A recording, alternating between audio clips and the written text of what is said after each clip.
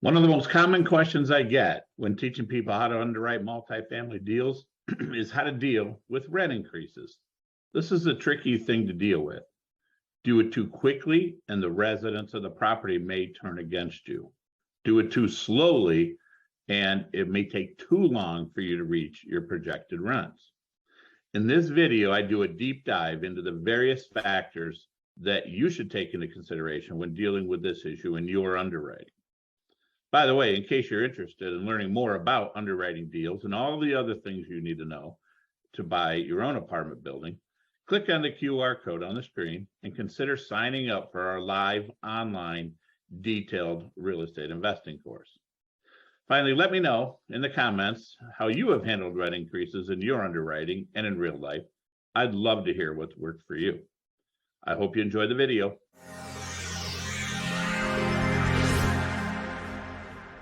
When you buy a property or you're looking at underwriting a property, how do you deal with the rent increases? I summarize what you just said. For example, in our year zero, we had basically our in-place rents. That's what we're using because that's what the property is on the day we buy it. It's based on the rents that are in place. Now let's pretend like you're projecting a $400 a month across the board increase. So now the question is, when is that increase going to hit? And that's part of what we're going to get into tonight. Now, some people believe that the moment you close, they're projecting year one, full $400 across the board, and you're golden. That is never going to happen. Never, ever going to happen for two reasons. One, you've got people that are in leases. So that those leases are actually contracts between you and the tenant that you assumed when you bought the property. And those leases are going to renew depending on whenever they sign the lease. So, could renew in any of the 12 months following the day that you close. So some of those leases could be already expired and be month to month. So now the question is, when can you raise the rent on a tenant? The answer to that question is when the lease expires and you give whatever proper notice is to that tenant that you're going to raise the rent.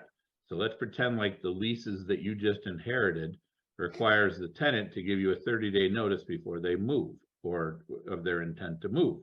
So then if they have to give you 30 days notice, guess what? You have to give them 30 days notice that you're going to raise their rent. So you look at their lease expiration and I don't know, let's say the lease expires in November 30th, you have to give them notice before the 1st of November that you're going to raise their rent December 1st if they choose to stay, and tell them how much it is. And you have to give, you want to give them a minute to contemplate that new rent amount. Now, in my example, I said the rent difference was like $400 a month, right? That's a lot of money. This is going on every day in Florida. This is really happening in Florida. So now, do you raise the rent on this person $400? Well, if you do, they're probably going to move, and maybe that's what you want them to do. Maybe you don't.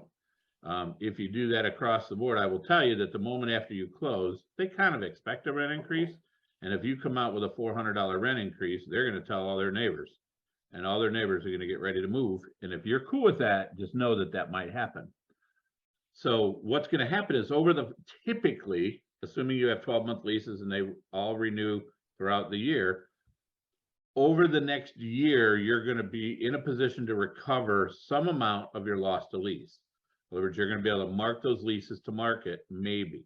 Now, I'll tell you what we typically do, because remember, we operate in Florida, and there's no shortage of people moving in Florida. I mean, people move in Florida like most people change their clothes. So we've turned 45% of the property a year just naturally, even if we had, normal rent increases. So I don't really need to push people out the door with hyper huge rent increases.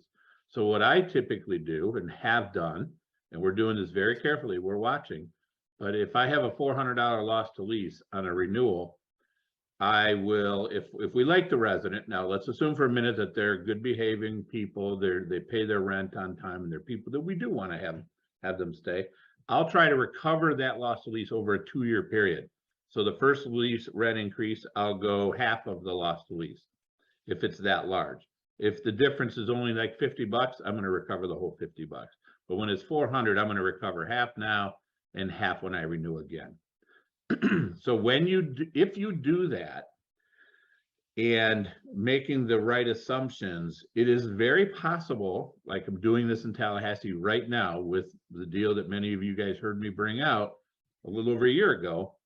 We are already at $21,000 a month in increased income after 9 months. And we think that after the first year, I projected we'll get to 75% of my loss to lease will go away. We might come up a little shy of that, but it's still a massive number. So you can eliminate your loss to lease pretty quickly.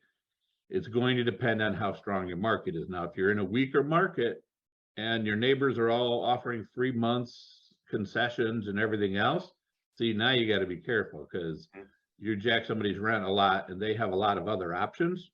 They might just leave and you might just empty out your building. So you do have to be careful with kind of how you treat people, right? We always try to treat people humanely. And if somebody comes to us and says, look, I got nowhere else to go, can I do this over 3 years? You know what? I'm probably going to say yes, because we have to, you have to look at yourself in the mirror. We're here to make money, but we also are here to not mistreat people. So you do have to be careful with kind of how you treat people, right? We always try to treat people humanely. If you like the content that we've shared here, please be sure to subscribe to our channel and hit the bell. So thank you again and have a wonderful day.